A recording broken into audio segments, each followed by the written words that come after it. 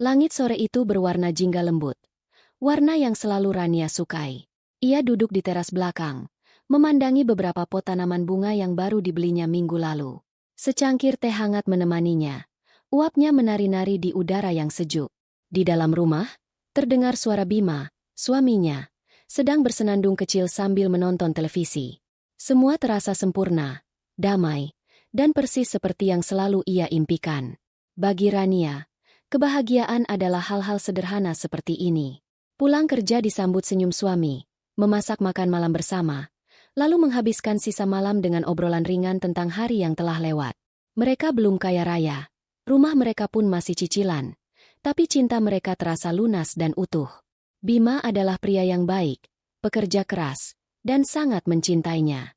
Setidaknya, itulah yang Rania yakini dengan sepenuh hatinya. Mereka telah menikah selama 3 tahun, dan setiap harinya terasa seperti perpanjangan dari masa-masa pacaran yang manis. Bima bekerja sebagai arsitek di sebuah firma kecil, sementara Rania adalah seorang guru di sekolah dasar. Gaji mereka cukup untuk hidup nyaman dan menabung sedikit demi sedikit. Impian mereka adalah merenovasi bagian dapur dan memiliki seorang anak 2 tahun lagi. Semua rencana itu tertata rapi di benak mereka. Sebuah peta masa depan yang cerah dan penuh harapan. Rania sering tersenyum sendiri saat membayangkan suara tawa anak kecil berlarian di rumah mereka. Ia merasa menjadi wanita paling beruntung di dunia. Ia punya suami yang menyayanginya, pekerjaan yang ia cintai, dan sebuah rumah kecil yang hangat untuk pulang.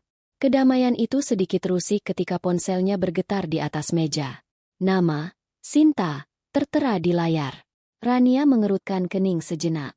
Sinta adalah sahabatnya sejak masa kuliah. Sahabat yang paling dekat dengannya. Namun, beberapa bulan terakhir komunikasi mereka sedikit merenggang karena kesibukan masing-masing.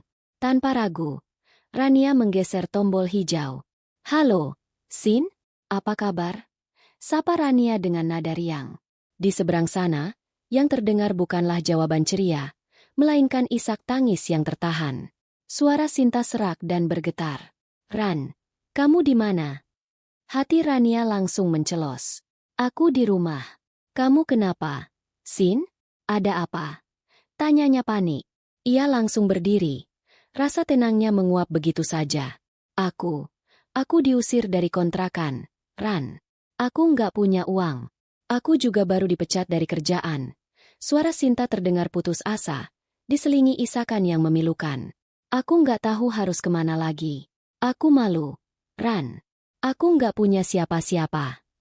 Rania bisa merasakan hatinya diremas. Ia mengenal Sinta luar dalam. Sinta adalah gadis yang baik, sedikit ceroboh, tapi selalu tulus. Mereka sudah seperti saudara. Membayangkan sahabatnya sendirian di jalanan, tanpa uang dan tempat tujuan, membuat dadanya sesak. "Kamu di mana sekarang?" "Biar aku jemput," kata Rania tegas, tanpa berpikir 2 kali. Setelah mendapatkan alamat sebuah kafe kecil tempat Sinta menumpang duduk, Rania segera menyambar kunci mobilnya. Ia sempat memberitahu Bima, yang hanya mengangguk mengerti dari sofa ruang tengah. "Hati-hati ya, sayang." Hanya itu yang Bima katakan. Setengah jam kemudian, Rania menemukan Sinta di sudut kafe. Penampilannya benar-benar menyedihkan. Matanya bengkak, rambutnya sedikit berantakan, dan di sampingnya ada sebuah koper besar dan 1 tas ransel yang tampak usang. Rania langsung memeluknya erat. Sinta menangis sejadi-jadinya di bahu Rania, menumpahkan semua keputusasaan yang ia rasakan. Rania hanya bisa mengusap punggung sahabatnya, mencoba memberinya kekuatan. Ia membelikan Sinta makan dan minum, mendengarkan semua ceritanya dengan sabar. Sinta bercerita tentang bagaimana bosnya melakukan efisiensi dan ia menjadi salah satu korbannya. Tanpa pekerjaan, ia tak mampu membayar sewa kontrakan yang sudah menunggak 2 bulan. Pemilik kontrakan yang galak tak mau memberinya waktu lagi. "Aku benar-benar nggak tahu harus kemana, Ran," lirih Sinta di sela-sela makannya. "Keluargaku di kampung juga lagi susah. Aku nggak mau nambahin beban mereka." Rania menatap wajah sahabatnya yang sembab. Tak mungkin ia membiarkan Sinta terlunta-lunta. Persahabatan mereka terlalu berharga untuk diabaikan begitu saja. "Kamu, untuk sementara, tinggal di rumahku aja ya," ucap Rania pelan tapi mantap. Mata Sinta langsung membelalak.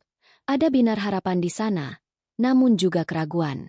"Tapi, Ran, Ada Bima. Aku nggak enak. Aku ngerepotin. Jangan pikirin itu. Bima pasti ngerti. Kamu sahabatku. Rumahku juga rumahmu. Nanti aku yang bicara sama Bima. Untuk sementara aja kok. Sampai kamu dapat kerjaan baru dan bisa cari kontrakan lagi. Rania meyakinkan. Senyum tulus terpancar dari wajahnya. Baginya, menolong sahabat adalah sebuah kewajiban mutlak. Malam itu, Sinta ikut pulang bersama Rania. Di dalam mobil, Sinta tak henti-hentinya mengucapkan terima kasih. Ia berjanji akan segera mencari pekerjaan dan tidak akan merepotkan lama-lama. Rania hanya tersenyum dan menyuruhnya untuk tenang. Sesampainya di rumah, Bima tampak sedikit terkejut melihat Sinta dan kopernya. Rania segera menarik Bima ke dapur, menjelaskan situasinya dengan berbisik. Sayang, kasihan Sinta. Dia nggak punya tempat tinggal. Boleh ya dia tinggal di sini untuk sementara? Pinta Rania dengan tatapan memohon. Bima menghela napas. Wajahnya menunjukkan keraguan yang jelas. Sementara itu berapa lama? Ran? Kita kan juga butuh privasi. Rumah kita ini kecil. Aku tahu, Mas. Tapi aku nggak tega lihat dia di jalanan. Dia sahabatku satu-satunya. Aku janji, ini cuma sebentar. Sampai dia dapat kerjaan baru. Aku mohon ya. Rania menggunakan nada paling lembut yang ia punya. Bima menatap mata istrinya yang penuh harap. Ia adalah pria yang sulit berkata tidak pada Rania. Kelemahan terbesarnya adalah cinta yang begitu besar pada istrinya. Akhirnya, ia mengangguk pelan. Ya sudah, kalau menurutmu begitu. Tapi buat aturan yang jelas ya. Aku nggak mau ada masalah nanti. Rania tersenyum lebar dan memeluk suaminya erat. Makasih, sayang. Kamu memang suami terbaik. Rania kemudian menyiapkan kamar tamu untuk Sinta. Kamar itu kecil, biasanya hanya digunakan sebagai gudang, tapi Rania membersihkannya dengan cepat, memasang sprei baru, dan memastikan semuanya nyaman. Sinta masuk ke kamar itu dengan mata berkaca-kaca. Ran, aku nggak tahu harus bilang apa lagi. Terima kasih banyak. Kamu dan Mas Bima baik sekali. Ucapnya tulus. Sudah, jangan dipikirin. Anggap aja rumah sendiri. Sekarang kamu istirahat ya. Balas Rania sambil menepuk pelan bahu Sinta. Hari-hari pertama kehadiran Sinta di rumah itu berjalan dengan baik. Bahkan lebih baik dari yang dibayangkan. Sinta seolah ingin membalas budi dengan menjadi tamu yang paling sempurna. Ia bangun lebih pagi dari Rania, membuatkan sarapan sederhana seperti nasi goreng atau roti bakar. Saat Rania dan Bima pulang kerja, rumah sudah dalam keadaan bersih dan rapi. Sinta bahkan sering memasak untuk makan malam, menanyakan apa makanan kesukaan Bima dan berusaha membuatnya. Wah, enak banget ini masakanmu, Sin. Puji Bima suatu malam saat mereka makan malam bersama. Sinta memasak opor ayam, makanan favorit Bima. Sinta tersipu malu. Ah, biasa aja kok, Mas. Aku cuma coba seobar resep. Senang kalau Mas Bima suka. Rania ikut tersenyum melihatnya. Ia merasa keputusannya benar. Kehadiran Sinta justru membuat suasana rumah lebih hidup. Beban pekerjaan rumah tangganya menjadi lebih ringan. Ia bisa pulang kerja dan bersantai sejenak tanpa harus langsung berkutat di dapur. Sinta juga sangat penurut. Ia tidak pernah keluar malam, selalu ada di rumah, dan menghabiskan waktunya dengan menonton televisi atau membaca buku. Sesekali ia akan berkata bahwa ia sudah mengirim beberapa lamaran pekerjaan secara online. Dan Rania selalu memberinya semangat. Kamu baik banget, Ran. Beruntung banget aku punya sahabat kayak kamu. Kata Sinta suatu sore saat mereka melipat baju bersama. Kita kan sahabat, Sin. Sudah seharusnya saling bantu. Jawab Rania tulus. Bima yang awalnya ragu pun perlahan mulai menerima kehadiran Sinta. Sinta pandai mengambil hatinya. Ia sering memuji pekerjaan Bima, bertanya tentang proyek-proyek arsitekturnya dengan antusias. Seolah ia sangat tertarik. Ia juga selalu membuatkan kopi untuk Bima saat pria itu harus lembur di rumah. Temanmu itu rajin juga ya? Kata Bima pada Rania suatu malam sebelum tidur. Iya kan? Aku bilang juga apa? Dia itu anak baik, Mas. Cuma lagi kurang beruntung aja, jawab Rania, merasa lega dan bangga. Rania sama sekali tidak melihat ada yang salah. Ia melihat Sinta yang manis, Sinta yang penurut, Sinta yang tahu berterima kasih. Ia melihat seorang sahabat yang sedang berusaha bangkit dari keterpurukan. Ia terlalu dibutakan oleh kebaikan hatinya sendiri, oleh kepercayaannya yang utuh pada orang yang ia sebut sahabat. Ia tidak menyadari, di balik senyum manis dan sikap penurut itu, sepasang mata serigala sedang mengamati dengan saksama, mempelajari setiap sudut kebahagiaan di rumah itu, dan menunggu waktu yang tepat untuk menerkam. Rania telah dengan sukarela membuka pintu rumahnya.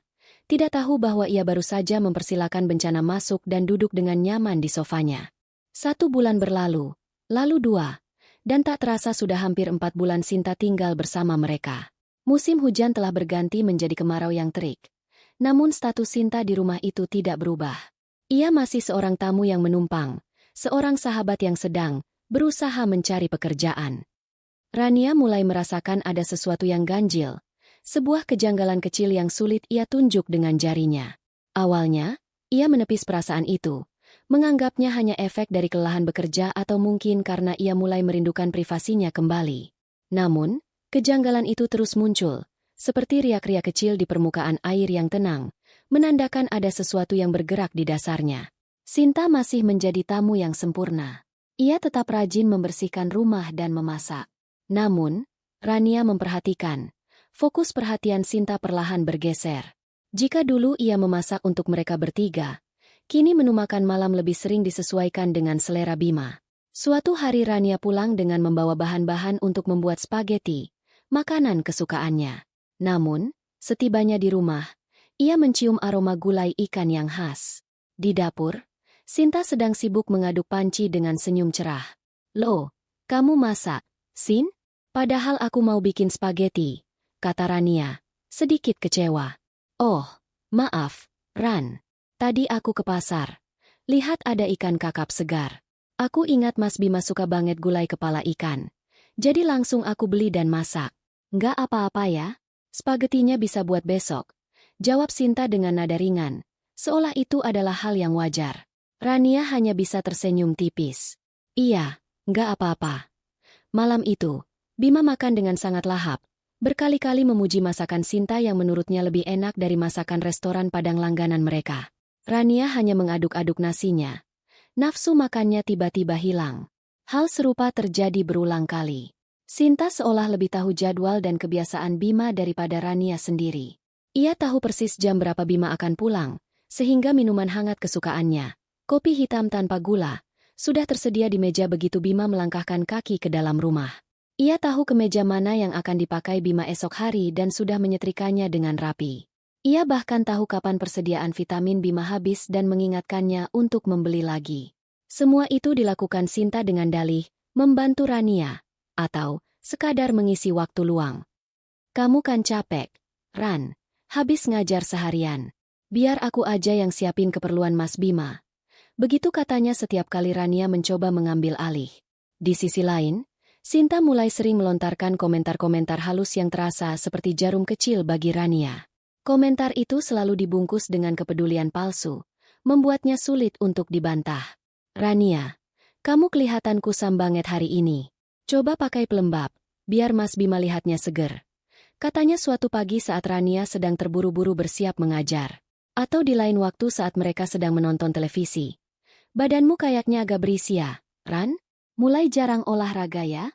Nanti Mas Bima nggak suka lo kalau istrinya nggak terawat." Setiap kali mendengar komentar itu, ada sesuatu yang berdenyut nyeri di hati Rania. Ia merasa seolah sedang dinilai dan dibandingkan. Ia merasa posisinya sebagai istri perlahan-lahan digerogoti. Tapi setiap kali ia hendak marah, ia akan melihat wajah Sinta yang tampak polos dan tulus, dan Rania akan kembali menyalahkan dirinya sendiri. "Mungkin aku yang terlalu sensitif. Mungkin Sinta hanya bermaksud baik," pikirnya berulang kali. Kecurigaan Rania yang sesungguhnya baru benar-benar muncul pada suatu Jumat malam. Malam itu, Bima memberitahu bahwa ia akan sedikit terlambat pulang karena ada rapat mendadak dengan klien. Rania memutuskan untuk bersantai di kamar sambil membaca novel.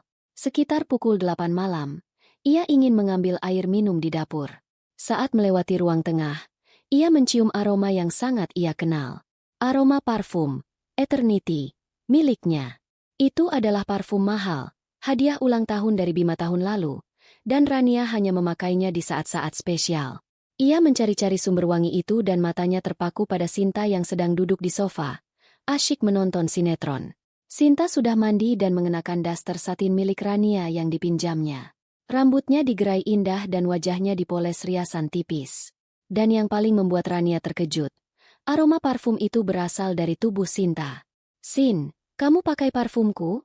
tanya Rania, berusaha menjaga suaranya agar tetap tenang, meskipun hatinya mulai panas. Sinta menoleh, sedikit terkejut. Ia lalu tersenyum manis. "Oh, iya, Ran. Maaf ya, aku pakai sedikit. Tadi aku lihat di meja riasmu. Parfumku sudah habis. Belum sempat beli. Aku pakai ini biar wangi aja. Kan sebentar lagi Mas Bima pulang. Gak enak dong kalau di rumah ada yang bau asem." Jawabnya enteng, seolah meminjam parfum mahal milik sahabatnya adalah hal yang sepele. Lidah Rania keluh. Ada begitu banyak hal yang ingin ia katakan, tetapi tak ada satupun yang keluar. Alasan Sinta terdengar tidak masuk akal. Untuk apa berdandan dan memakai parfum wangi di malam hari hanya untuk menyambut suami sahabatnya pulang? Dan mengapa harus parfum spesial itu? Lain kali, kalau mau pakai barangku, tolong izin dulu ya. Hanya itu yang berhasil Rania ucapkan. Suaranya terdengar lebih dingin dari yang ia maksudkan.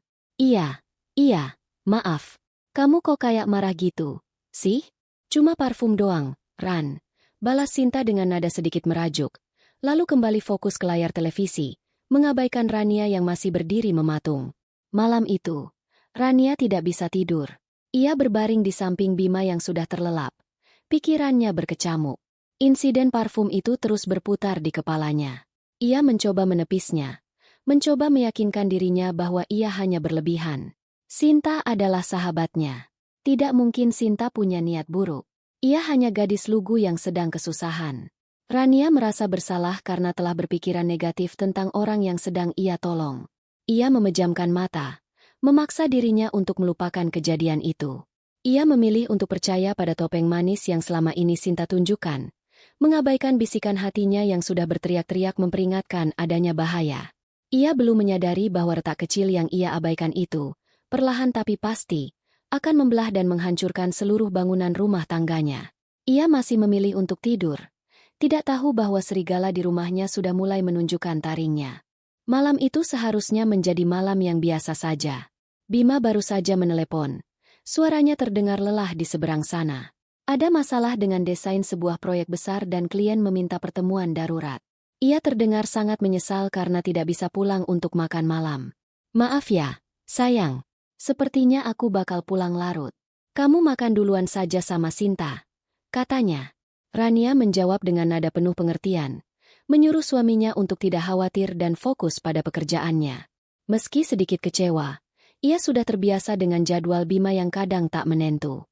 Menjadi istri seorang arsitek berarti harus rela berbagi waktu suaminya dengan garis, angka, dan revisi tanpa akhir. Setelah menutup telepon, Rania beranjak ke dapur. Ia melihat ke kulkas. Tak ada gairah untuk memasak sesuatu yang rumit. Ia memutuskan untuk membuat nasi goreng sederhana, cukup untuk dirinya dan Sinta. Saat ia mulai mengiris bawang, Sinta muncul di ambang pintu dapur, mengeringkan rambutnya dengan handuk. "Mas Bima nggak pulang, Ran?" tanyanya. Nadanya terdengar biasa, tapi Rania menangkap sesuatu di matanya. Sebersit kilat kekecewaan yang cepat-cepat disembunyikan. "Nggak, ada rapat mendadak. Kita makan berdua aja ya," jawab Rania sambil terus fokus pada talenannya. Suasana terasa berbeda malam itu. Biasanya, jika hanya berdua, mereka akan mengobrol ringan, membicarakan hal-hal sepele atau menonton sinetron bersama. Tapi malam ini, udara di antara mereka terasa berat dan kental. Sinta tidak banyak bicara. Ia hanya duduk di meja makan, memandangi Rania yang sedang memasak dengan tatapan yang sulit diartikan. Rania mencoba mencairkan suasana dengan bertanya tentang lamaran pekerjaan Sinta, tapi Sinta hanya menjawab sekenanya. "Belum ada panggilan," katanya singkat, tanpa antusiasme. Seolah topik itu tidak lagi penting baginya. Akhirnya, 2 piring nasi goreng tersaji di meja. Mereka mulai makan dalam diam. Hanya suara denting sendok dan garpu yang beradu dengan piring yang mengisi keheningan dapur. Rania merasa tidak nyaman. Keheningan ini terasa seperti sebuah ancaman, seperti ketenangan sebelum badai datang. Ia mencoba makan dengan cepat, ingin segera menyelesaikan makan malam yang canggung ini dan masuk ke kamarnya. "Rania, Panggil Sinta tiba-tiba. Suaranya rendah dan serius, membuat Rania menghentikan suapannya dan mengangkat kepala. Wajah Sinta terlihat sangat berbeda. Tidak ada lagi ekspresi manis dan lugu yang biasa ia pasang. Matanya menatap lurus ke arah Rania, tajam dan tanpa keraguan. Senyum tipis yang selalu menghiasi bibirnya lenyap, digantikan oleh garis lurus yang tegas. Ia meletakkan sendok dan garpunya dengan perlahan, seolah menandakan bahwa bagian basa-basi dari malam itu telah berakhir. Ada yang mau aku bicarakan sama kamu. Ini penting. Lanjutnya, jantung Rania mulai berdebar sedikit lebih cepat. Bicara apa, Sin? Sinta menarik napas dalam-dalam, mengumpulkan semua keberanian yang ia miliki. Ini tentang Mas Bima, katanya. Nama itu disebut dengan cara yang berbeda. Bukan seperti seorang teman yang menyebut nama suami sahabatnya, tapi seperti seorang wanita yang menyebut nama kekasihnya. Ada nada kepemilikan dalam suaranya. Mas Bima kenapa? Tanya Rania. Firasat buruk mulai merayap di punggungnya. Aku sudah nggak tahan lagi, Ran. Aku harus jujur sama kamu. Selama ini aku melihat semuanya, dan aku nggak bisa diam saja. Sinta memulai. Ia mencondongkan tubuhnya sedikit ke depan. Suaranya terdengar seperti bisikan konspirasi. Kamu sadar nggak, kalau Mas Bima itu nggak sepenuhnya bahagia sama kamu? Pertanyaan itu seperti tamparan tak terlihat. Rania mengerjap, mencoba mencerna apa yang baru saja ia dengar. Maksud kamu apa, Sin? Kami baik-baik saja. Sinta tertawa kecil, tawa yang terdengar sinis dan meremehkan. Baik-baik saja? Ran, baik-baik saja. Itu bukan bahagia. Kamu sibuk dengan duniamu, dengan pekerjaanmu. Kamu pulang dalam keadaan lelah. Kamu pikir Mas Bima butuh istri yang seperti itu? Dia butuh perhatian, Ran. Dia butuh seseorang yang benar-benar mendengarkan keluh kesahnya, yang tahu apa yang dia mau tanpa harus diminta. Dan maaf, orang itu bukan kamu. Dunia Rania seakan berhenti berputar. Setiap kata yang keluar dari mulut Sinta adalah sebilah pisau yang menusuk tepat di harga dirinya sebagai seorang istri. Semua kebaikan yang selama ini ia berikan pada Sinta, semua rasa iba dan persahabatan mereka, menguap begitu saja, digantikan oleh rasa sakit dan kebingungan. Kamu nggak tahu apa-apa tentang rumah tanggaku, desis Rania. Suaranya bergetar karena marah. Justru aku tahu segalanya. Karena aku ada di sini. Aku melihatnya setiap hari, balas Sinta cepat. Nadanya semakin percaya diri. Aku yang membuatkan dia kopi di pagi hari saat kamu masih tidur. Aku yang memasak makanan kesukaannya saat kamu terlalu lelah untuk memasak. Aku yang mendengarkan dia bercerita tentang kliennya yang menyebalkan saat kamu sibuk dengan ponselmu. Aku memberikan apa yang tidak bisa kamu berikan, Ran. Aku memberinya kenyamanan. Rania menatap Sinta dengan nanar. Wanita di hadapannya ini bukan lagi Sinta yang ia kenal. Ini adalah orang asing yang mengerikan. Seorang predator yang telah ia undang masuk ke dalam sarangnya. Apa maumu, Sinta? Tanya Rania dengan suara parau. Sinta menatapnya lekat-lekat. Matanya berkilat dengan keyakinan yang gila. Ia menarik napas sekali lagi sebelum mengucapkan kalimat yang akan menghancurkan hidup Rania selamanya. Aku mau kamu merelakan Mas Bima untukku. Hening. Untuk beberapa detik, Rania pikir ia salah dengar. Mungkin ia sedang bermimpi buruk. Ia menatap Sinta, mencari tanda-tanda bahwa ini hanyalah lelucon yang sangat tidak lucu. Tapi yang ia lihat adalah keseriusan yang mutlak. Sinta benar-benar bersungguh-sungguh dengan ucapannya. Kamu sudah gila, bisik Rania. Kepalanya menggeleng pelan tak percaya. Tidak, aku tidak gila. Aku justru sangat sadar, kata Sinta. Aku mencintai Mas Bima. Dan yang lebih penting, aku tahu dia akan jauh lebih bahagia bersamaku. Aku bisa mengurusnya, melayaninya, memberikan seluruh waktuku untuknya. Aku bisa memberinya kebahagiaan yang utuh, kebahagiaan yang tidak akan pernah bisa kamu berikan. Atas dasar apa kamu bisa bilang begitu? Suara Rania meninggi. Kemarahan akhirnya mengalahkan rasa syoknya. Dia suamiku. Dan kamu istri yang tidak becus, balas Sinta. Kini suaranya juga meninggi. Kamu punya dia, tapi kamu sia-siakan. Kamu anggap dia sebagai pelengkap hidupmu, bukan pusat duniamu. Bagiku, dia akan menjadi segalanya.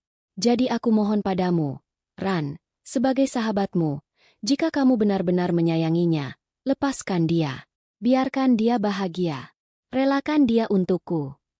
Permintaan itu, yang dibungkus dengan dalih persahabatan dan kebaikan, terasa lebih menusuk daripada 1000 hinaan.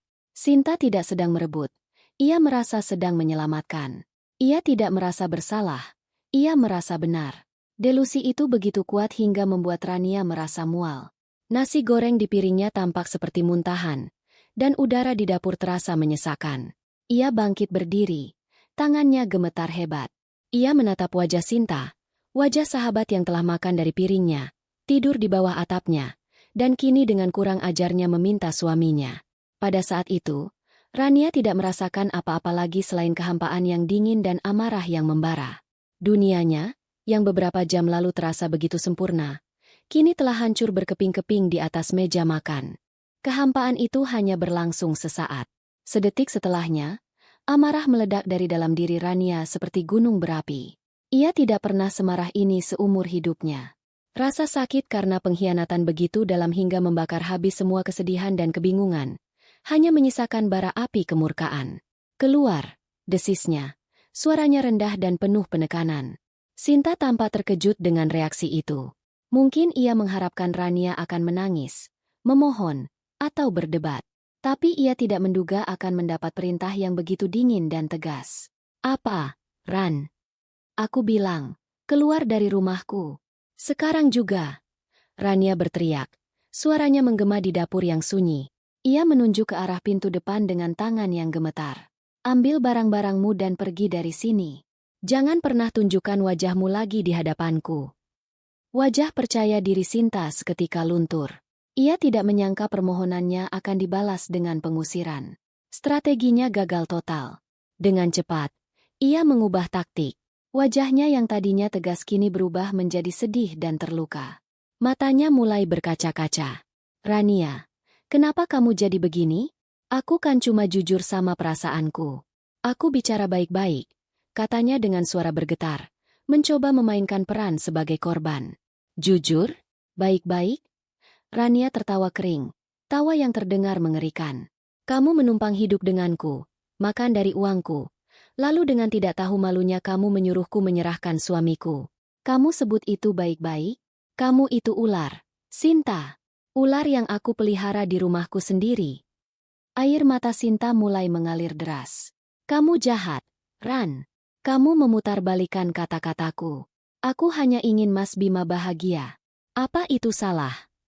Pergi, raung Rania sekali lagi. Ia sudah tidak peduli lagi pada air mata buaya itu. Ia berjalan ke kamar tamu, membuka lemari, dan mulai menarik keluar pakaian Sinta dengan kasar, melemparkannya ke lantai. Aku mau kamu pergi sekarang juga.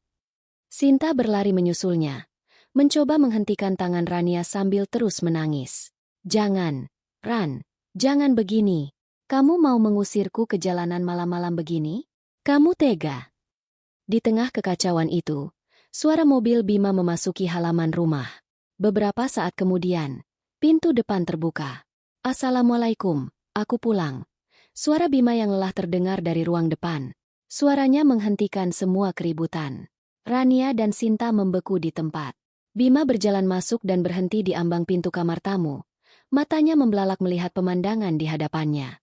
Istrinya berdiri dengan wajah penuh amarah. Napasnya terengah-engah, dan di lantai berserakan pakaian. Di sampingnya, sahabat istrinya sedang menangis terseduh-seduh. Ada apa ini? Kenapa berantakan begini? Tanya Bima bingung.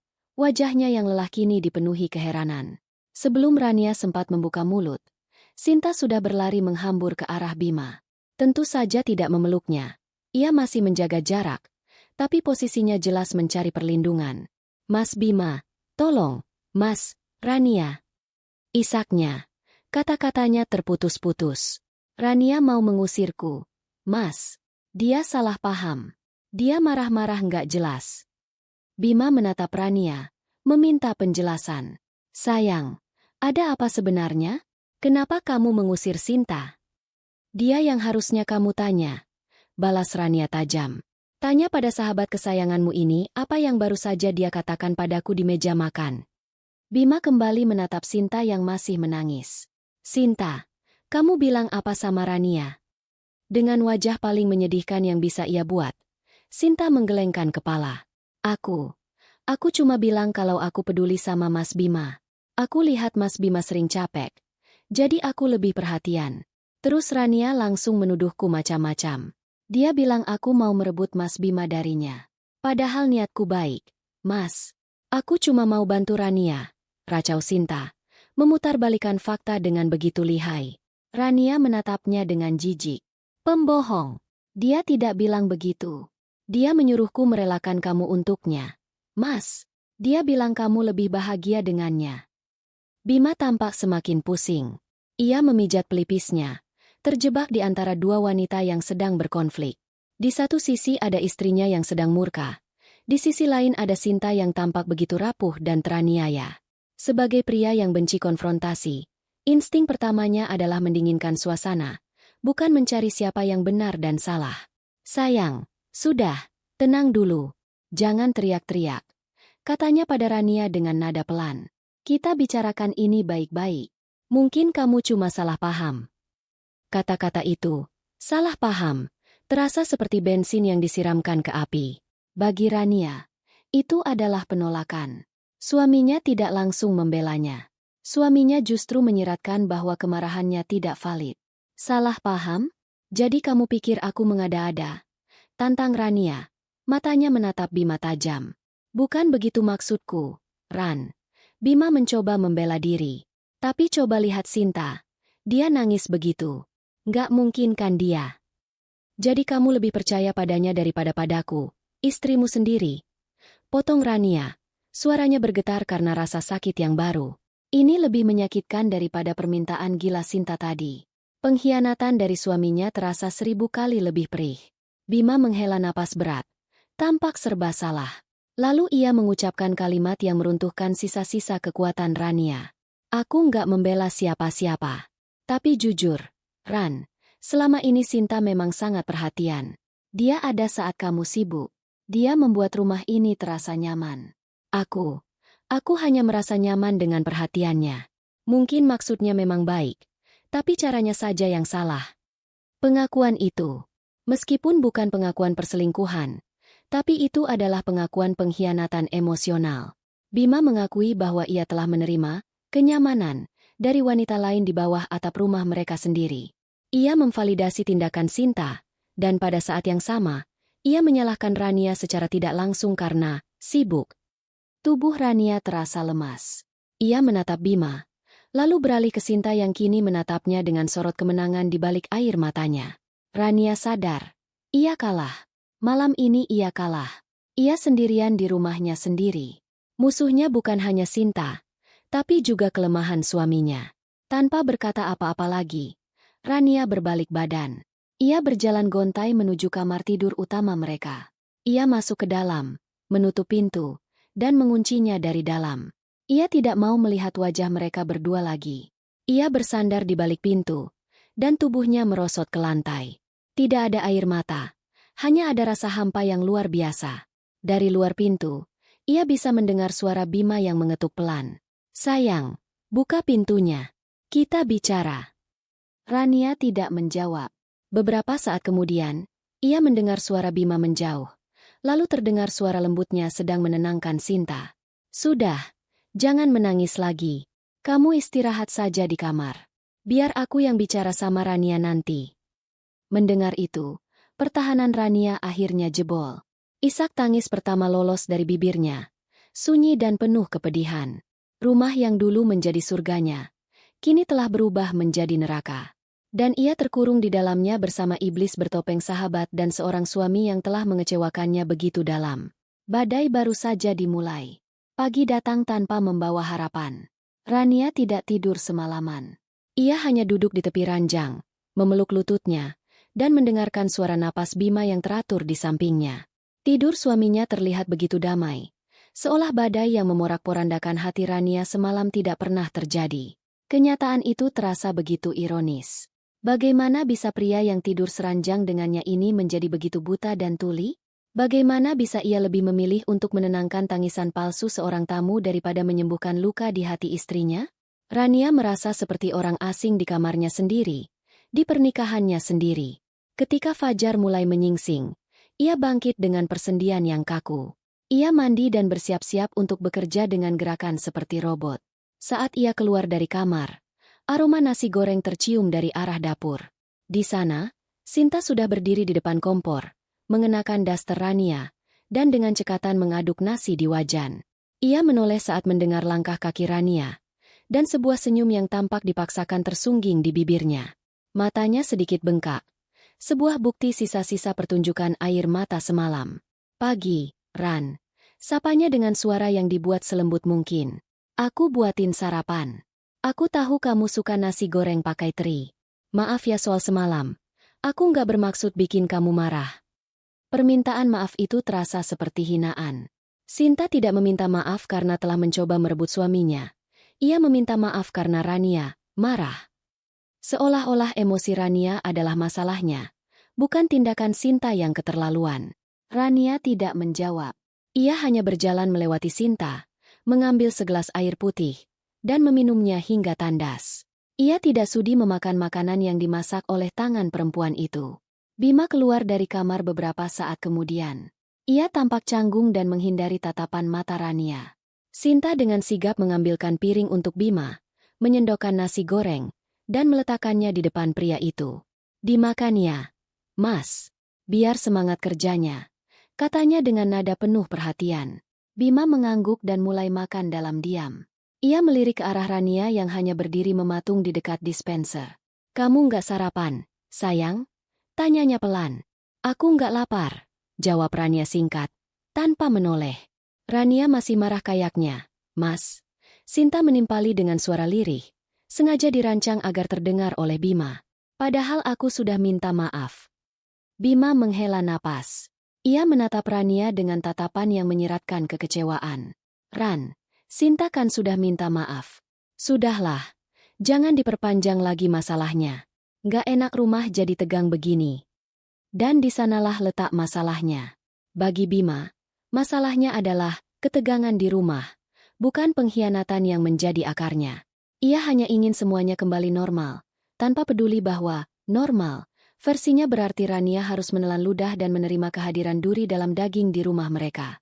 Rania merasa muak. Tanpa berkata apa-apa lagi, ia mengambil tasnya, menyambar kunci mobil, dan pergi bekerja tanpa pamit. Di dalam mobil, air matanya akhirnya tumpah. Ia menangis bukan karena sedih, tapi karena marah dan frustrasi yang tak tertahankan.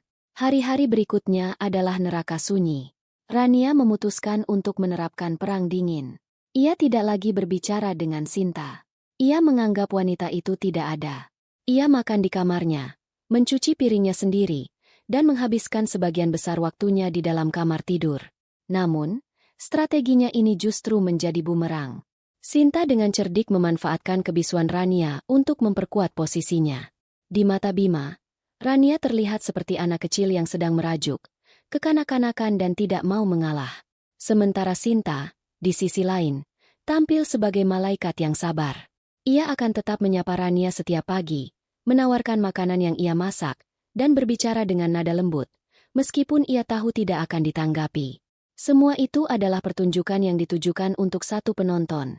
Bima, aku sedih lihat Rania begitu, Mas, kata Sinta suatu malam kepada Bima di ruang keluarga, sementara Rania bisa mendengarnya dari dalam kamar. Dia pasti stres banget.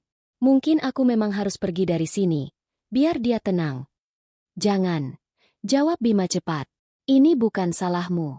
Rania cuma butuh waktu. Kalau kamu pergi, nanti siapa yang bantu-bantu di rumah? Rania kan sering capek. Percakapan itu bagai belati yang mengiris hati Rania. Suaminya kini secara terbuka mengakui ketergantungannya pada Sinta. Kehadiran Sinta bukan lagi karena rasa kasihan, tapi sudah menjadi sebuah kebutuhan. Sinta semakin lihai memainkan permainannya. Ia menggunakan teknik gaslighting yang halus namun efektif. Ia akan memindahkan barang-barang Rania, seperti kunci atau kacamata, lalu menemukannya di tempat yang jelas. Ini loh, Ran, kuncinya di atas meja TV. Kok kamu bisa nggak lihat? Akhir-akhir ini kamu kelihatan linglung banget ya. Banyak pikirannya? Katanya dengan nada prihatin. Ia akan memutarbalikkan ingatan Rania. Saat Rania yakin sudah memberitahu Bima tentang suatu janji, Sinta akan menimpali. Perasaan kemarin kamu nggak bilang apa-apa deh, Ran. Mungkin kamu lupa. Mas Bima juga nggak dengarkan. Dan Bima, yang memang terkadang pelupa, akan mengiyakan saja. Perlahan tapi pasti, Sinta mencoba membuat Rania meragukan kewarasannya sendiri. Ia ingin Rania terlihat tidak stabil, emosional, dan pelupa.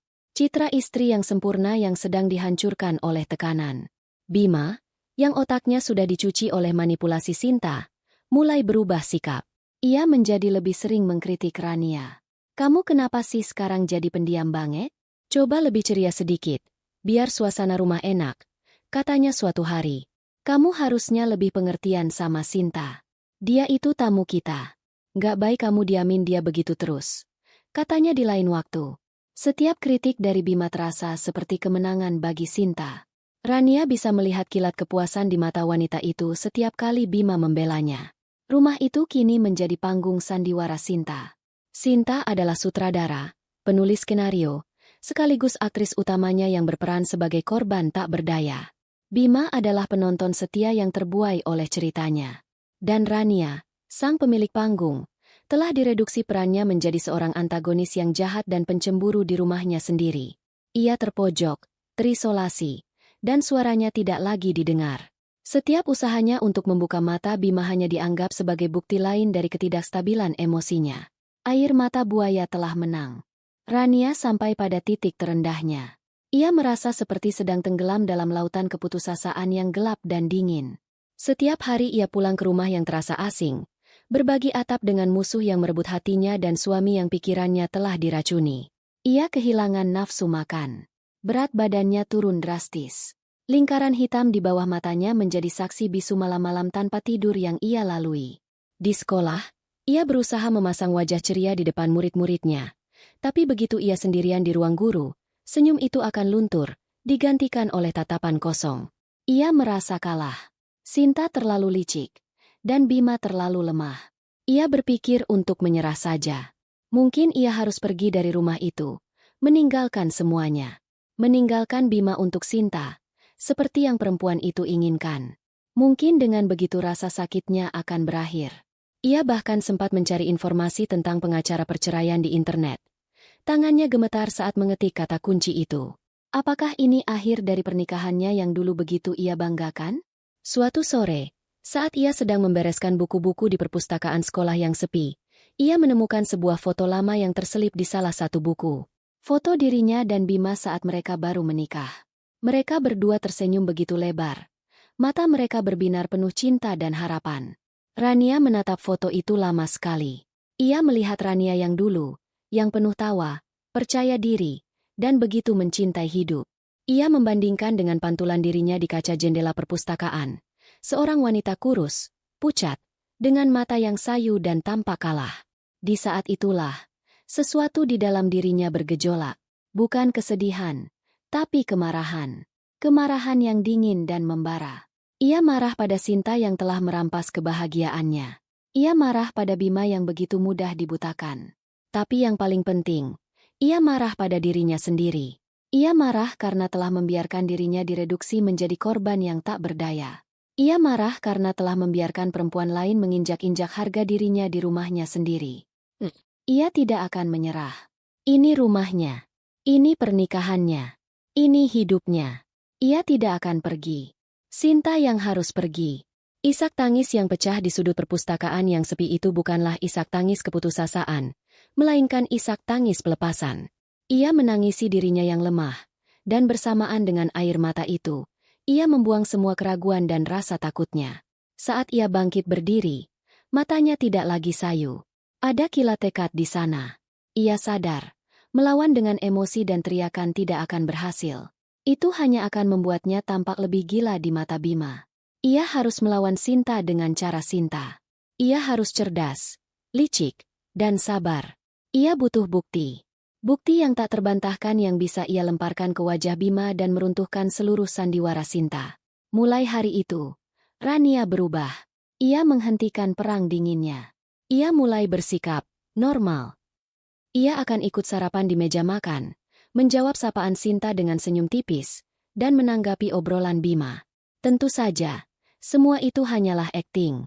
Di balik senyumnya, matanya bekerja seperti elang, mengamati setiap gerak-gerik Sinta. Ia mempelajari semua kebiasaan perempuan itu. Jam berapa ia mandi, di mana ia biasa meletakkan ponselnya, dengan siapa saja ia sering berkomunikasi. Sinta dan Bima tentu saja menyambut baik perubahan ini. Mereka pikir Rania akhirnya sadar dan mau melupakan masalah. Sinta menjadi sedikit lengah. Ia merasa posisinya sudah aman. Ia tidak lagi terlalu berhati-hati. Ini adalah kesalahan fatal yang sedang ditunggu-tunggu oleh Rania. Kesempatan itu datang pada suatu hari Sabtu sore. Bima sedang pergi memancing dengan teman-temannya. Rania berpura-pura sedang sibuk membersihkan taman belakang.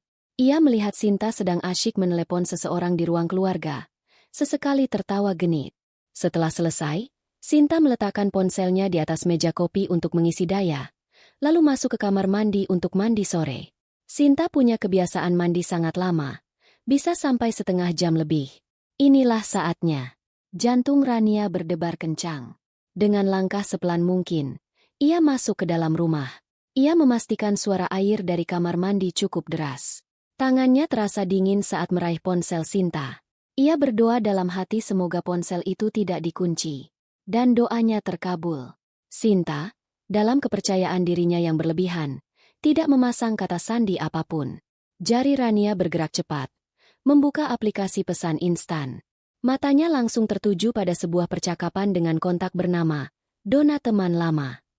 Rania mulai membaca dari atas, dan napasnya tercekat di tenggorokan. Di sana, hitam di atas putih, adalah semua bukti yang ia butuhkan. Pesan dari Sinta. Gila Don, si Bima udah kayak kerbau dicucuk hidungnya. Nurut banget sama gue. Hahaha. Pesan dari Sinta. Si Rania kemarin ngamuk-ngamuk. Gue pasang aja muka melas sambil nangis dikit. Langsung luluh dong lakinya. Malah si Rania yang dimarahin. Enak banget mainin mereka. Pesan dari Sinta. Gue harus sabar dikit lagi. Bentar lagi juga ini rumah, mobil, sama suaminya jadi milik gue. Si Rania paling juga minggat sendiri karena nggak tahan. Ada puluhan pesan seperti itu. Pesan-pesan yang penuh dengan hinaan, rencana licik, dan kebanggaan atas kemenangannya. Setiap kata adalah bukti dari kebusukan hati Sinta.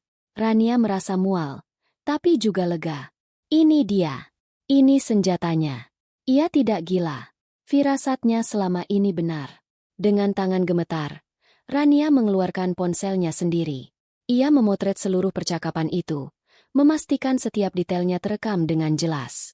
Setelah selesai, ia meletakkan kembali ponsel Sinta persis di posisi semula, lalu berjalan kembali ke taman belakang seolah tidak terjadi apa-apa.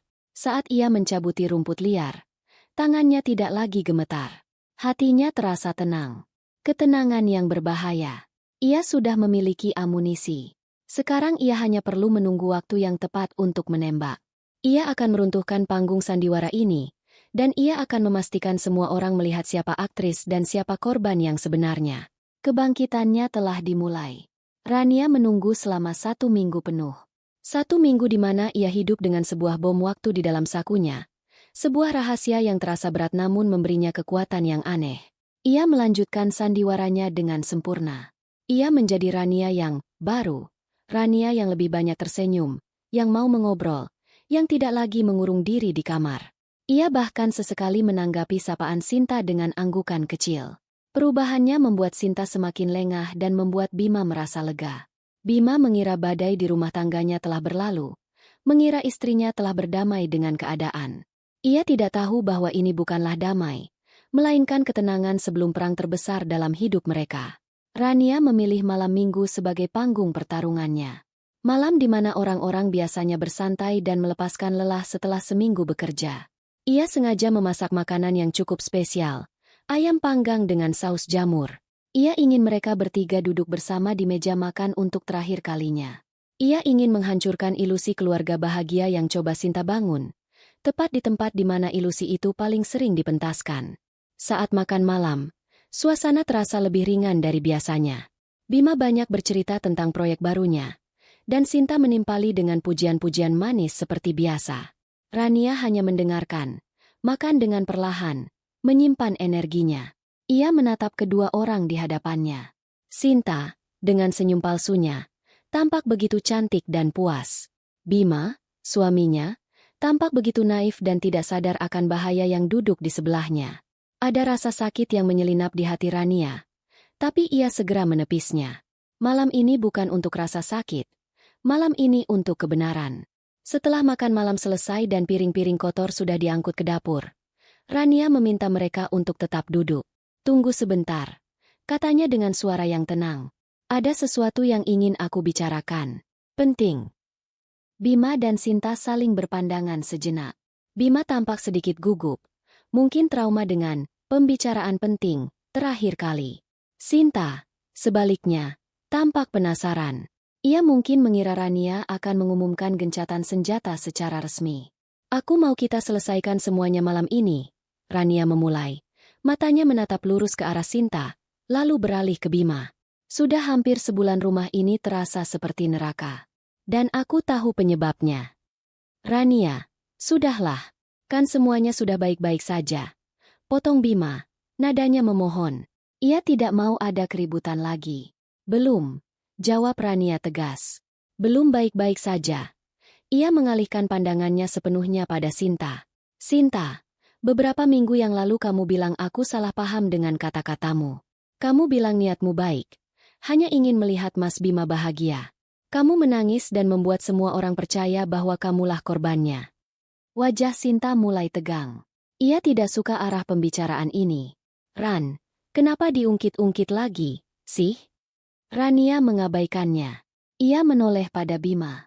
Dan kamu, Mas, kamu memintaku untuk tenang. Kamu bilang aku terlalu emosional. Kamu bilang kamu nyaman dengan perhatiannya. Kamu, secara sadar atau tidak, telah bersekutu dengannya dan membuatku merasa seperti orang gila di rumahku sendiri. Sayang, bukan begitu maksudku. Bima mencoba membela diri, tapi Rania mengangkat tangannya, menghentikannya. Diam dulu.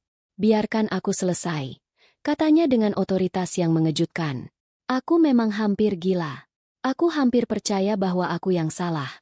Aku hampir menyerah dan pergi dari sini. Tapi ternyata, kewarasanku masih ada. Dan firasatku selama ini benar. Dengan gerakan perlahan, Rania mengeluarkan ponselnya dari saku daster. Ia meletakkannya di atas meja, tepat di tengah-tengah antara dirinya, Bima, dan Sinta. Sebuah benda kecil yang kini terasa seperti granat yang pinnya sudah dicabut. Atmosfer di ruang makan itu seketika berubah. Udara menjadi berat dan sulit untuk dihirup. Sinta menatap ponsel itu dengan mata membelalak, pucat pasi.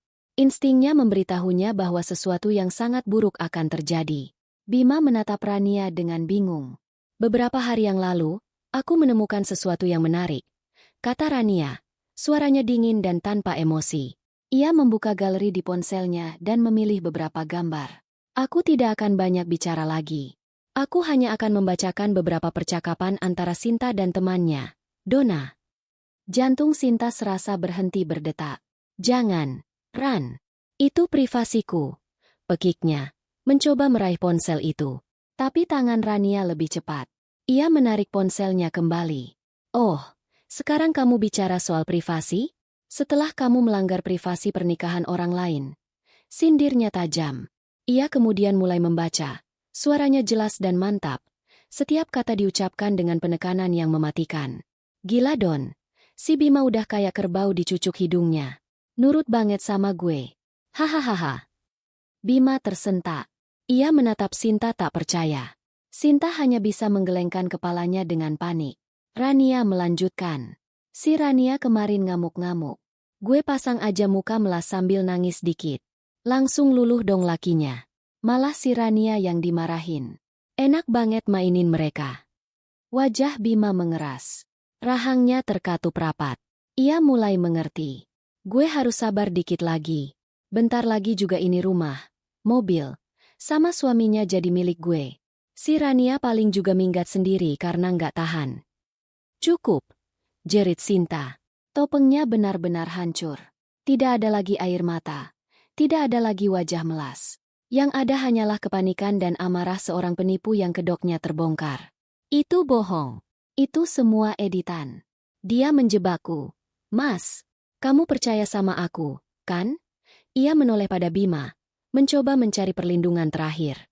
Tapi yang ia lihat di mata Bima bukanlah simpati, melainkan kilat kemarahan dan rasa jijik yang luar biasa. Bima telah melihat semuanya. Sandiwara itu telah berakhir. Rania tidak berhenti. Ia membacakan satu pesan terakhir, yang paling menyakitkan. Kasihan juga sisi Rania. Udah baik, tulus, tapi bodoh. Makanya gampang dimanfaatin. Suami kayak Bima itu terlalu bagus buat perempuan kayak dia. Setelah membacakan kalimat terakhir, Rania meletakkan ponselnya. Ia bersandar di kursinya. Napasnya sedikit terengah, tapi hatinya terasa lega. Bebannya terangkat. Ia telah menyajikan kebenaran di atas meja makan, pahit dan tak terbantahkan. Ia menatap suaminya, yang masih mematung karena syok dan amarah. Wajah Bima merah padam, tangannya terkepal di atas meja. Lalu, Rania memberikan pukulan terakhirnya. Ultimatumnya. Ia menatap Bima dengan tatapan yang tajam, tanpa air mata, tanpa permohonan. Hanya ada kekuatan dan harga diri yang tersisa. Sekarang kamu yang putuskan, Mas. Katanya dengan suara yang mantap. Pilih perempuan ini, pembohong manipulatif ini, yang sudah terbukti menghina pernikahan kita dan mempermainkan kita berdua. Atau pilih aku, istrimu. Ia berhenti sejenak, membiarkan kata-katanya meresap. Aku tidak mau ada jalan tengah. Aku tidak mau ada permintaan maaf yang tidak tulus. Aku mau dia pergi dari sini. Jika perempuan ini masih ada di bawah atap rumah ini besok pagi, maka aku yang akan pergi, dan aku tidak akan pernah kembali. Pilih, Mas. Sekarang. Pertarungan telah selesai. Rania telah mengerahkan semua senjatanya. Kini, ia hanya bisa menunggu keputusan hakimnya. Seorang hakim yang juga merupakan suaminya. Hening yang menyusul setelah ultimatum Rania terasa lebih bising daripada teriakan apapun. Rasanya seperti seluruh udara di ruangan itu tersedot habis. Bima duduk terpaku di kursinya. Wajahnya pucat pasi. Matanya bergerak liar, dari ponsel Rania yang masih menyala di atas meja, ke wajah Sinta yang penuh kepanikan, lalu ke wajah Rania yang dingin dan penuh tekad. Di kepalanya, semua kepingan puzzle yang selama ini terasa ganjil, kini menyatu dengan sempurna, membentuk sebuah gambar pengkhianatan yang mengerikan. Semua perhatian Sinta padanya, semua pujian, semua makanan kesukaannya, semua sikap manis itu, ternyata hanyalah bagian dari sebuah skenario busuk. Ia merasa seperti orang paling bodoh di dunia. Kemarahannya pada Sinta bercampur dengan rasa jijik pada dirinya sendiri. Bagaimana bisa ia begitu buta? Bagaimana bisa ia meragukan istrinya sendiri dan lebih mempercayai seorang manipulator ulung? Rasa bersalah dan amarah menggelegak di dalam dadanya, mencari jalan keluar. Jadi, semua ini benar, Sin? Tanya Bima dengan suara bergetar. Bukan lagi pertanyaan, melainkan sebuah konfirmasi yang menyakitkan. Sinta, yang sadar bahwa jalur manipulasi sudah tertutup, beralih ke strategi terakhirnya, pengakuan yang diselimuti cinta gila. Iya, Mas. Iya, aku ngaku. Tapi aku lakuin ini semua karena aku cinta sama kamu. Serunya dengan putus asa. Aku nggak tahan lihat kamu sama dia. Kamu pantas dapat yang lebih baik, Mas. Kamu pantas dapat aku. Pengakuan itu, alih-alih menimbulkan simpati, justru menyulut api kemarahan Bima hingga ke puncaknya. Cinta? Raung Bima. Ia menggebrak meja dengan keras hingga piring-piring bergetar. Kamu sebut ini cinta? Kamu menghina istriku. Kamu memfitnahnya. Kamu mempermainkan kepercayaanku. Dan kamu bilang itu cinta? Kamu itu bukan cinta. Kamu itu penyakit. Bima bangkit dari kursinya. Napasnya memburu. Ini adalah sisi Bima yang belum pernah Rania lihat sebelumnya. Pria lembut dan sabar itu telah lenyap, digantikan oleh singa yang terluka dan murka. Keluar, desis Bima, menunjuk ke arah pintu. Aku mau kamu keluar dari rumahku. Sekarang juga. Enggak, Mas, jangan, aku mohon. Sinta mencoba meraih tangan Bima, tapi Bima menepisnya dengan kasar. Jangan sentuh aku, bentaknya. Tanpa membuang waktu lagi, Bima berjalan cepat ke kamar tamu. Rania hanya bisa diam menonton. Beberapa detik kemudian, Bima kembali sambil menyeret koper besar milik Sinta. Ia membuka koper itu di tengah ruangan dan mulai melemparkan semua barang-barang Sinta dari lemari ke dalamnya dengan brutal. Baju, tas, peralatan rias, semua dilempar tanpa pandang bulu. Mas, jangan, Mas. Sinta menangis histeris, mencoba menyelamatkan barang-barangnya, tapi Bima tidak peduli. Aku bilang keluar, teriak Bima lagi. Setelah semua barang masuk seadanya, ia menutup paksa koper itu dan menyeretnya ke pintu depan. Ia membuka pintu lebar-lebar dan melemparkan koper itu ke teras. Ambil barangmu dan pergi. Melihat usahanya gagal total, tangisan Sinta berhenti. Wajahnya berubah menjadi penuh kebencian. Topeng terakhirnya telah lepas. Kini yang tersisa adalah wajah iblis yang sebenarnya. Oke, aku pergi, katanya dengan suara melengking. Tapi ingat ini, Ran, kamu nggak akan pernah bahagia. Laki-laki kayak Bima ini bodoh. Dia gampang banget dibohongi. Suatu saat nanti, akan ada perempuan lain yang lebih pintar dari aku, dan dia akan benar-benar merebut suamimu. Lalu ia menoleh pada Bima. Dan kamu akan menyesal. Kamu sudah membuang orang yang benar-benar mencintaimu demi perempuan dingin yang tidak becus ini. Lihat saja. Setelah melontarkan kutukannya, Sinta menyambar kopernya, dan pergi menghilang ke dalam kegelapan malam, meninggalkan pintu yang terbuka. Bima membanting pintu itu hingga tertutup. Suaranya menggema di seluruh rumah, seolah menjadi tanda titik dari sebuah babak yang mengerikan dalam hidup mereka. Setelah pintu tertutup, amarah Bima seolah menguap, digantikan oleh kelelahan yang luar biasa. Ia bersandar di pintu, tubuhnya merosot perlahan hingga ia terduduk di lantai. Ia menundukkan kepalanya, menyembunyikan wajahnya di antara kedua tangannya. Bahunya bergetar. Rania masih duduk di meja makan, memandangi punggung suaminya. Iblis itu telah diusir. Rumahnya telah kembali menjadi miliknya. Tapi tidak ada rasa kemenangan di hatinya. Yang ada hanya kehampaan dan kesunyian yang canggung. Pertarungan telah usai, musuh telah kalah. Tapi medan perang mereka hancur berantakan. Ia bangkit dari kursinya dan berjalan perlahan ke dapur, mengumpulkan piring-piring kotor. Ia butuh melakukan sesuatu yang normal, untuk mengalihkan pikirannya dari kekacauan ini. Di ruang depan, Bima akhirnya mengangkat kepalanya. Ia menatap Rania yang sedang sibuk di dapur. Punggungnya terlihat begitu rapuh. Rasa bersalah menghantamnya seperti gelombang pasang. Ia telah gagal. Gagal sebagai suami, gagal sebagai pelindung. Ia telah membiarkan seekor ular masuk dan hampir menghancurkan surga kecil mereka. Ia bangkit dengan langkah gontai dan berjalan menghampiri Rania. Ia berdiri di belakang istrinya, tidak berani menyentuh, tidak tahu harus berkata apa. Jutaan kata maaf terasa tidak akan cukup untuk menebus kesalahannya. Ran. Panggilnya lirih. Suaranya serak. Rania berhenti mencuci piring. Tapi ia tidak berbalik. Ia hanya berdiri mematung, menunggu. Maaf. Bisik Bima. Maafkan aku. Hanya itu yang bisa ia katakan. Dua kata yang terasa begitu kecil dibandingkan dengan luka besar yang telah ia torehkan. Rania tidak menjawab. Ia hanya menghela napas panjang. Napas yang terasa begitu berat. Keheningan yang menyelimuti mereka berdua terasa lebih menyesakan daripada semua teriakan dan tangisan beberapa saat yang lalu. Musuh bersama mereka telah pergi. Kini yang tersisa hanyalah mereka berdua, menghadapi puing-puing kepercayaan yang harus mereka bangun kembali dari awal.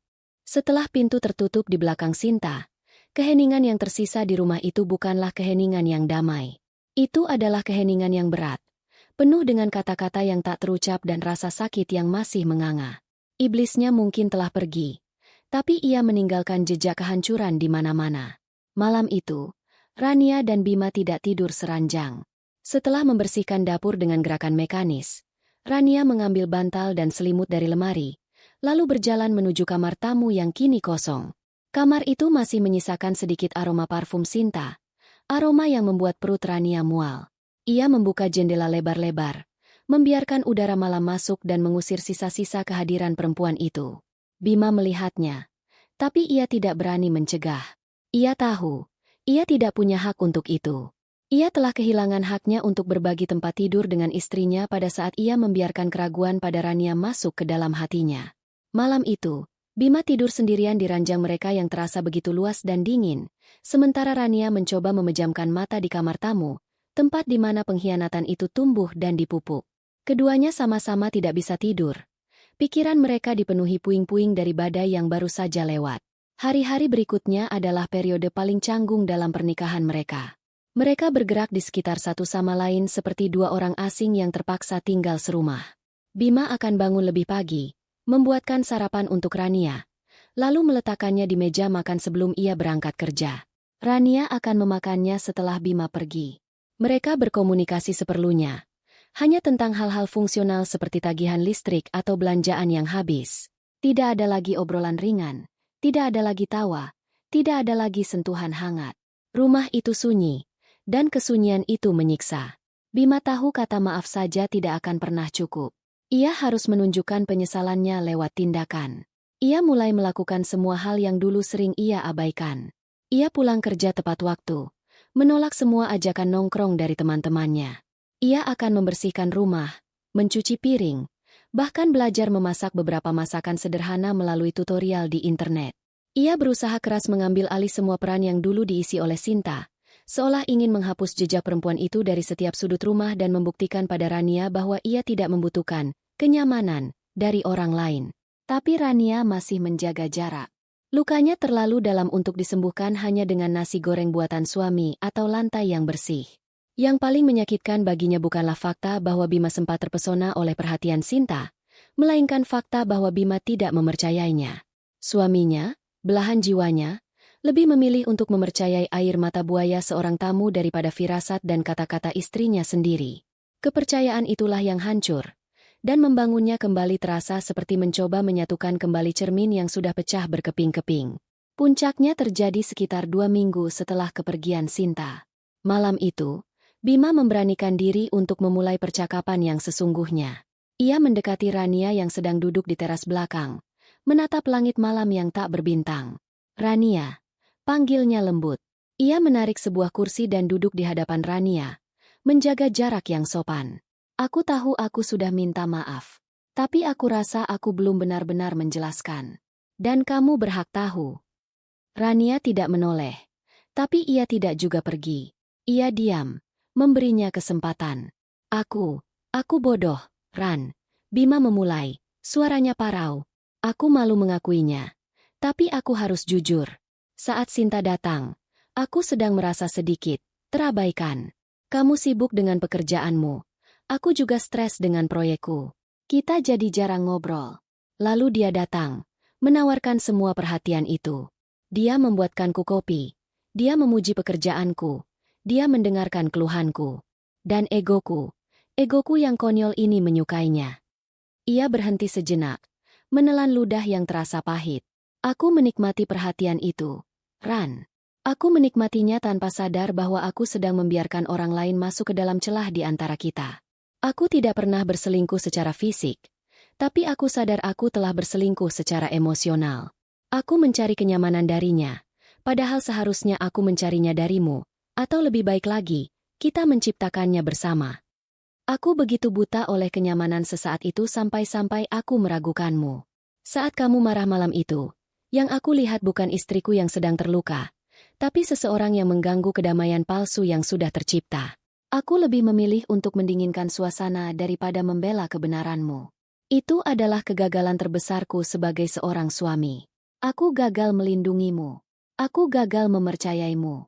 Dan itu tidak akan pernah kumaafkan dari diriku sendiri." Air mata mulai menggenang di pelupuk mata Bima. "Aku minta maaf, Rania.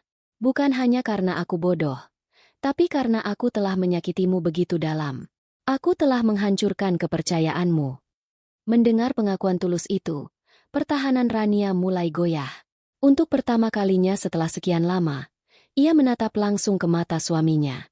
Ia melihat penyesalan yang tulus di sana, rasa sakit yang sama dalamnya dengan rasa sakit yang ia rasakan. Air matanya pun mulai mengalir. "Kenapa, Mas?" bisiknya lirih. "Kenapa kamu butuh bukti separah itu untuk percaya padaku? Kenapa kata-kataku saja tidak cukup saat itu? Apa aku tidak berarti apa-apa bagimu?" "Kamu segalanya bagiku," jawab Bima cepat. Air matanya kini mengalir deras. "Justru karena kamu segalanya, aku jadi takut kehilanganmu. Dan entah bagaimana, Sinta berhasil memutarbalikan otakku hingga aku berpikir bahwa kamulah yang akan menghancurkan semuanya dengan kecemburuanmu. Aku bodoh. Tidak ada alasan lain. Aku bodoh dan lemah. Malam itu, mereka berbicara. Untuk pertama kalinya setelah berminggu-minggu, mereka benar-benar berbicara. Rania menumpahkan semua rasa sakitnya, semua kekecewaannya, semua amarahnya. Dan Bima, ia hanya duduk di sana dan mendengarkan.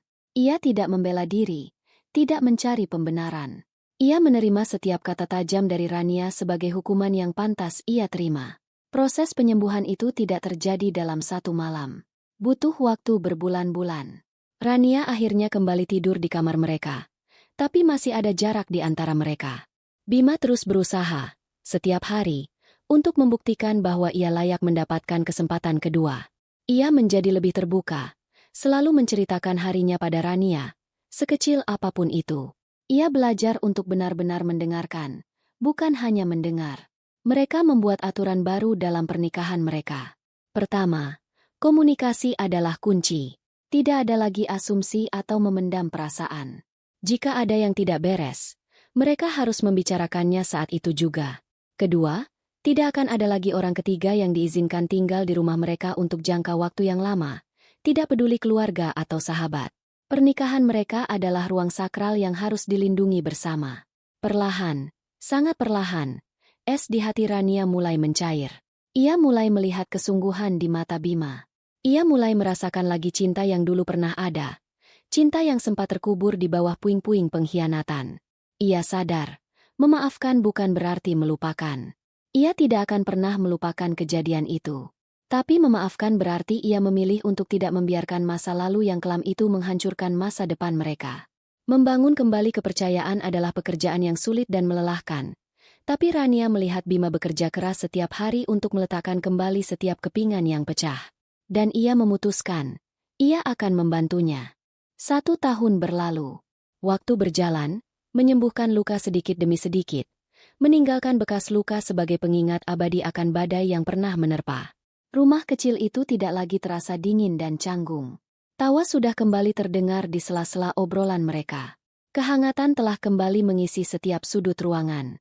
Sore itu, Rania duduk di teras belakang, di tempat favoritnya, sambil menikmati secangkir teh hangat. Persis seperti setahun yang lalu, namun segalanya terasa berbeda. Ia sendiri telah berbeda. Rania yang sekarang bukanlah Rania yang dulu. Rania yang dulu adalah wanita baik hati yang naif, yang mengira semua orang memiliki ketulusan yang sama dengannya. Rania yang sekarang adalah wanita baik hati yang bijaksana. Ia tetap tulus, tapi ia tidak lagi buta. Ia telah belajar pelajaran paling berharga dalam hidupnya. Pentingnya batasan dan harga diri. Pengalaman pahit itu telah menempa dirinya menjadi pribadi yang lebih kuat dan tegas. Di sekolah, ia lebih berani menyuarakan pendapatnya. Dalam pergaulan, ia tidak lagi merasa wajib untuk menyenangkan semua orang. Ia belajar mengatakan, tidak, tanpa merasa bersalah. Ia sadar, melindungi kedamaian hatinya sendiri bukanlah tindakan egois, melainkan sebuah keharusan. Bima keluar dari dalam rumah, membawa secangkir kopi untuknya dan sepiring pisang goreng hangat. Ia menarik kursi dan duduk di samping Rania, bukan lagi di hadapannya. Mereka kini duduk berdampingan, menatap ke arah yang sama. Melamun? Tanya Bima lembut sambil mengusap pelan bahu istrinya. Rania tersenyum dan menggeleng. Cuma teringat saja. Setahun yang lalu, rasanya semua akan berakhir. Bima meraih tangan Rania dan menggenggamnya erat. Terima kasih, bisiknya. Terima kasih untuk apa? Terima kasih sudah memberiku kesempatan kedua. Terima kasih sudah mau berjuang bersamaku, bukan menyerah padaku. Mata Bima menatapnya dengan penuh cinta dan rasa syukur yang dalam. Rania bisa melihat bahwa suaminya juga telah berubah. Bima menjadi pria yang lebih peka, lebih dewasa, dan lebih menghargai apa yang ia miliki. Ia tidak lagi menganggap remeh kehadiran Rania. Ia sadar betapa rapuhnya kebahagiaan itu dan betapa keras ia harus bekerja untuk menjaganya. Hubungan mereka kini dibangun di atas fondasi yang berbeda. Bukan lagi fondasi cinta yang polos dan penuh asumsi, melainkan fondasi cinta yang telah teruji, yang dibangun dari kejujuran yang brutal, pengampunan yang sulit, dan komitmen yang diperbarui. Mereka lebih kuat, Karena mereka tahu persis di mana letak retakan mereka, dan mereka telah belajar cara menambalnya bersama. Beberapa bulan yang lalu, Rania tidak sengaja bertemu dengan Donna, teman lama Sinta, di sebuah pusat perbelanjaan. Setelah basa-basi yang canggung, Donna menceritakan kabar Sinta. Hidupnya berantakan. Setelah diusir dari rumah Rania, ia sempat menumpang di beberapa rumah temannya, namun sifat manipulatif dan tidak tahu dirinya membuat ia selalu diusir. Ia berganti-ganti pekerjaan dan tidak pernah bertahan lama. Kini, ia tinggal di sebuah kamar kos sempit dan kabarnya terlilit utang. Teman-teman lama mereka pun satu persatu menjauhinya. Mendengar cerita itu, Rania tidak merasakan kepuasan atau dendam. Ia hanya merasakan kehampaan. Sinta telah menabur angin, dan kini ia menuai badai seorang diri. Rania hanya bisa menghela napas, mendoakan dalam hati agar Sinta bisa menemukan jalan yang benar. Lalu ia benar-benar menutup buku tentang masa lalu itu untuk selamanya. Sinta tidak lagi memiliki kekuatan untuk menyakitinya. Ia hanyalah hantu dari masa lalu yang tidak lagi penting. "Aku ada kabar baik," kata Bima, membuyarkan lamunan Rania. "Apa itu?" "Proyek renovasi dapur yang kamu inginkan sudah disetujui pinjamannya. Kita bisa mulai bulan depan," kata Bima dengan senyum lebar. Mata Rania berbinar. Itu adalah impian lama mereka yang sempat terkubur oleh masalah. Benarkah? Tentu saja. Dan setelah dapur selesai, kita bisa mulai memikirkan untuk mengisi kamar tamu itu dengan barang-barang bayi. Lanjut Bima, matanya kini menatap Rania dengan penuh harap. Hati Rania menghangat. Impian tentang tawa anak kecil di rumah mereka kembali terasa nyata dan mungkin untuk diraih. Ia menyandarkan kepalanya di bahu Bima, merasakan kedamaian yang sejati. Ia menatap langit sore yang berwarna jingga lembut, warna kesukaannya. Langit itu pernah direbut, ditutupi awan hitam yang pekat hingga ia hampir lupa bagaimana rasanya cahaya matahari. Tapi ia tidak menyerah. Ia berjuang untuk menyingkirkan awan itu, dan kini langitnya telah kembali. Bahkan, langit itu terlihat lebih indah dan cerah dari sebelumnya, karena sekarang ia tahu, seindah apapun langit, ia akan selalu lebih berharga jika dinikmati berdua dengan orang yang tepat. Orang yang mau memegang tangannya erat-erat saat badai menerpa.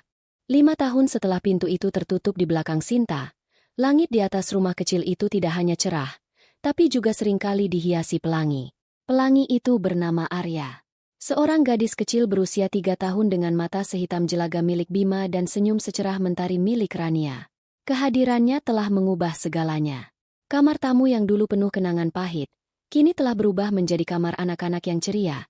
Dindingnya dipenuhi gambar-gambar awan dan bintang, dan lantainya selalu berantakan dengan mainan.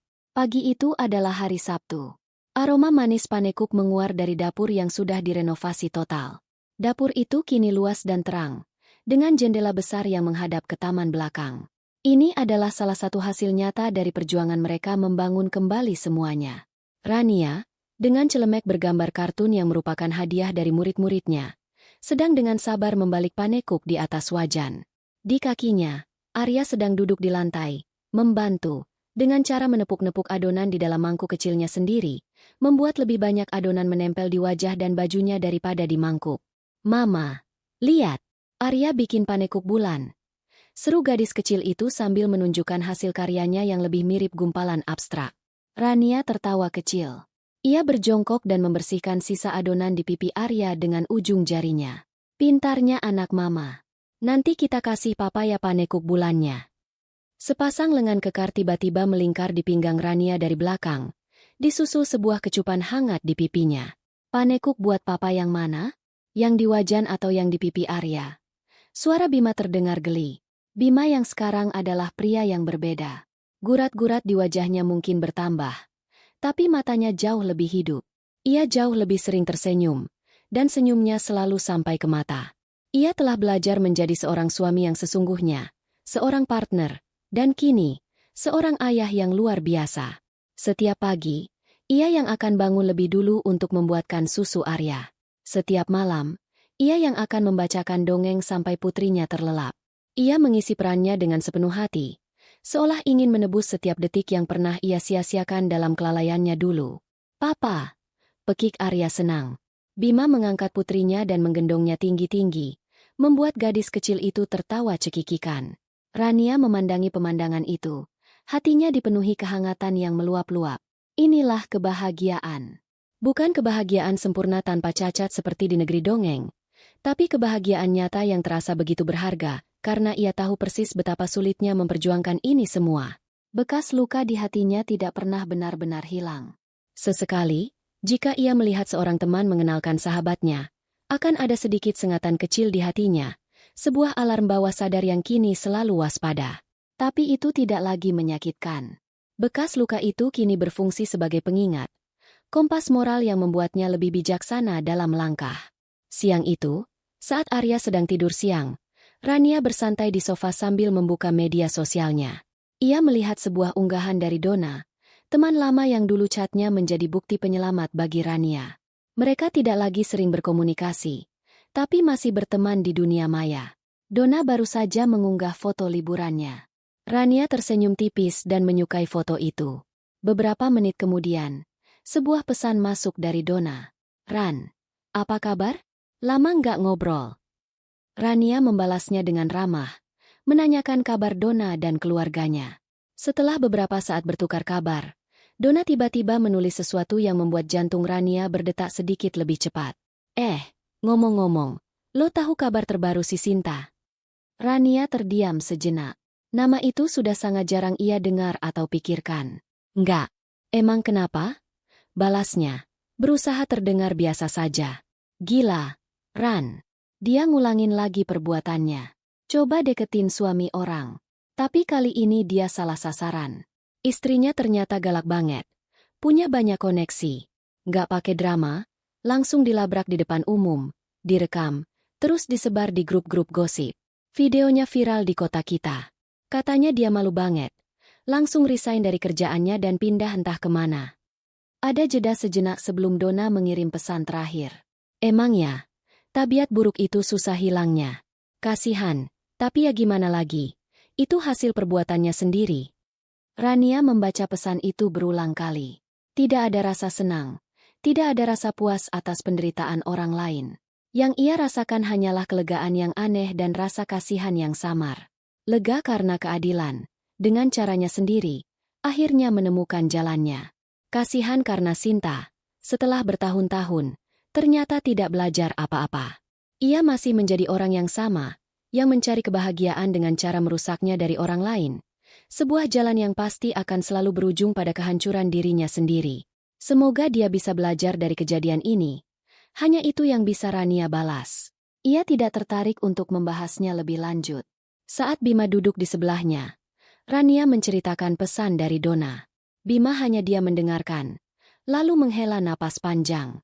Orang yang tidak mau memperbaiki dirinya sendiri akan selamanya terjebak dalam masalah yang sama, katanya pelan. Yang penting, itu bukan lagi urusan kita. Bima benar. Itu bukan lagi urusan mereka. Sinta hanyalah sebaris catatan kaki dalam buku kehidupan mereka. Sebuah bab gelap yang sudah lama mereka tutup dan kini telah menguning dimakan waktu.